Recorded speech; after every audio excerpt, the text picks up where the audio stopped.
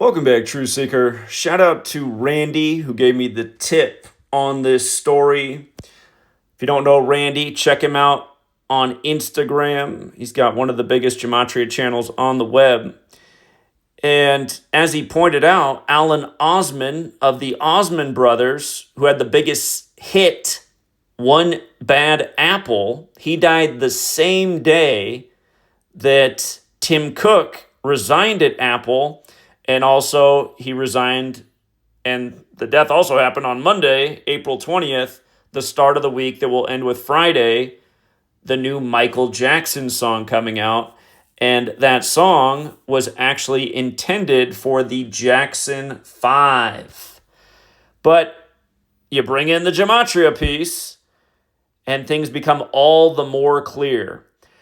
Apple Computers sold their first consumer computer, the Apple One, in '76 for $666.66. One bad apple. A lot of people associate the number 666 with bad. Again, this man dies at 76. In Gematria, Osmond Brothers equals 76, as does Apple Inc., how the corporation's name would be written. And when you break out the Sumerian gematria, which is multiplying the alphabetic order times 6, computer is 666, like internet, like rockstar. Again, $666.66, the original price of the first Apple consumer computer. Keep in mind, April 20th can be written 4/20. The key digits there, 4 and 2. The Osmonds equals 42, computer 42, internet 42. Long history of 42 rituals with computers. Think of Facebook launching on the 4th day of the second month, the same day that DARPA's LifeLog ended. Again, that's the technology branch of the military, and of course the internet was brought to us by the military. Another familiar pattern, his brother Wayne Osmond died 67 weeks and days earlier. Blood sacrifice and human sacrifice equals 67. Same with the words killer and satanic. The number 666 ties in with the satanic. The name of the new Apple CEO, he's another one of these CEOs that doesn't have a real birthday online yet. It just makes you wonder. His name, John Turnus, has the gematria of 144 and 54, like Mark of the Beast, also like Jesuit order. Of course, the Mark of the Beast is 666. And Turnus, isn't that an interesting last name? Turn us into what? Turn us into some kind of human-computer hybrid? If this guy's the CEO as long as Tim Cook was, a lot could change in the world between now and the end of his tenureship. John Turnus. Also, in light of those Jesuits, this ritual came 206 days before the Superior General's upcoming 78th birthday. Notice the song, One Bad Apple equals 206. Which is interesting because one of the biggest tech cities is also Seattle in the 206 area code. But this is synced with the Superior General's 78th birthday and the full name of Tim Cook, Timothy Donald Cook, 78. Just for the record, Timothy alone is 110 in the most simple cipher, and the resignation came on the 110th day of the year. Also, from Tim Cook becoming the CEO to his resignation was 5,353 days. So 5353. One bad apple, also 53. And in case you're new here and saying, well, how can all these things have multiple meanings or multiple values? Again, 4 base ciphers of the English language. Very elementary. It's the alphabetic order. A is 1 up to Z is 26. It's the reverse alphabetic order. Z is 1 back to A is 26. And it's both orders with numerology applied. Also, this ritual did take place on a date with an abbreviated date numerology of 50. Apple and America both equal 50. Think of the 50 states and a lot of territories. Jesuits also equals 50, as does Washington. And of course, it was the Jesuits that moved the capital to Washington. And the song, One Bad Apple, it will turn 56 later this year. Remember, Society of Jesus equals 56.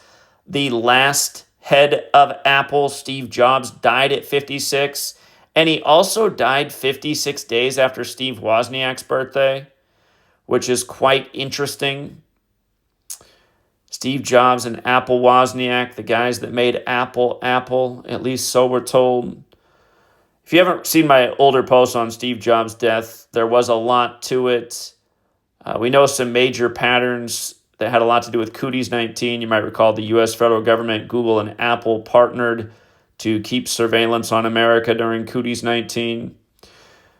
But yeah, great observation by Randy, tying the knots, or should I say connecting the dots. So yeah, well done, Randy. And just put the little gematria to it. And what do you know? What do you know? What do you know? John Turnus. That's the one I keep thinking about.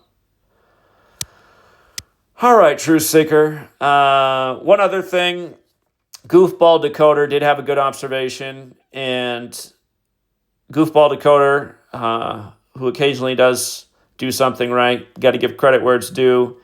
He pointed out that this thing that happened yesterday by the Hitler fanatic at the Mexican tourist site at the Moon Pyramid on a Monday Moon Day, he pointed out that it happened exactly 67 weeks before the upcoming total solar eclipse that's going to go over those other pyramids in Egypt.